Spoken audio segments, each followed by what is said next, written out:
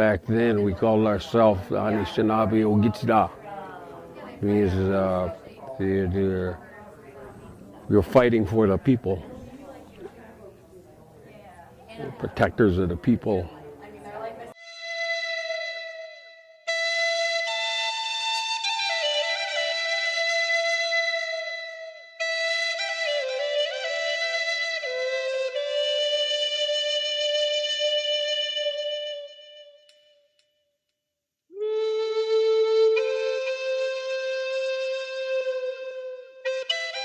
We proposed we would do a ceremonial. We called it a ceremonial blockade.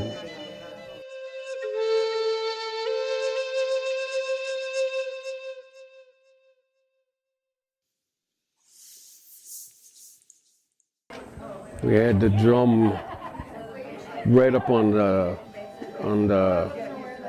railroad tracks.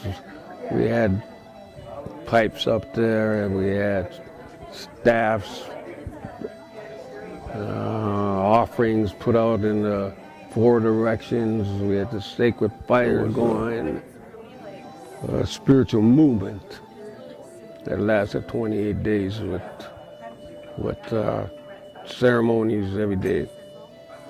And eventually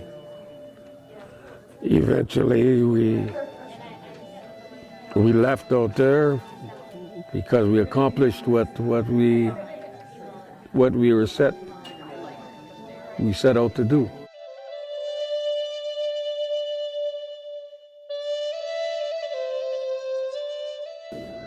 When you went out there to exercise your legal rights, you didn't know if you were going to be coming home or not.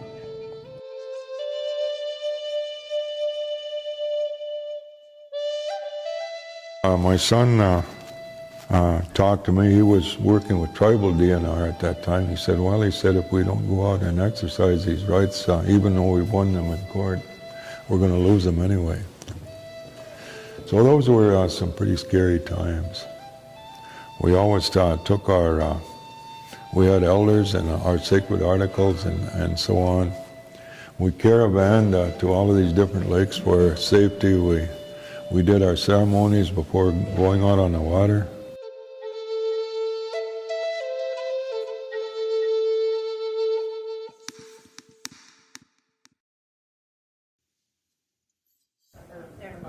We also blockaded a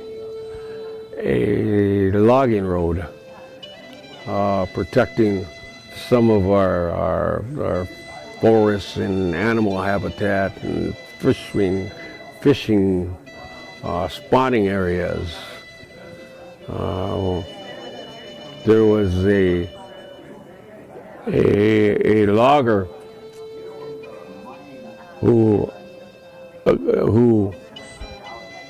got a piece of land, signed a contract to cut this so many acres. We did is we set up a blockade because he broke his word.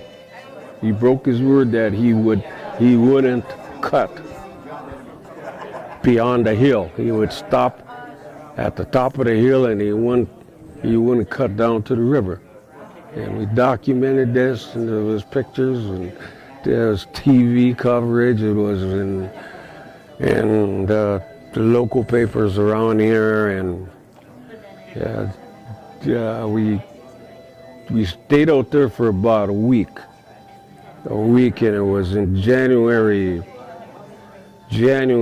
of 90, I think it was 97. It was 20 some below back then too, and we stayed out there and wouldn't let him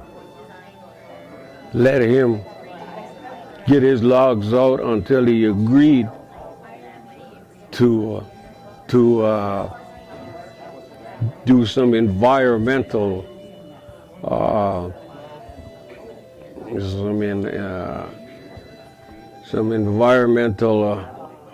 remediation.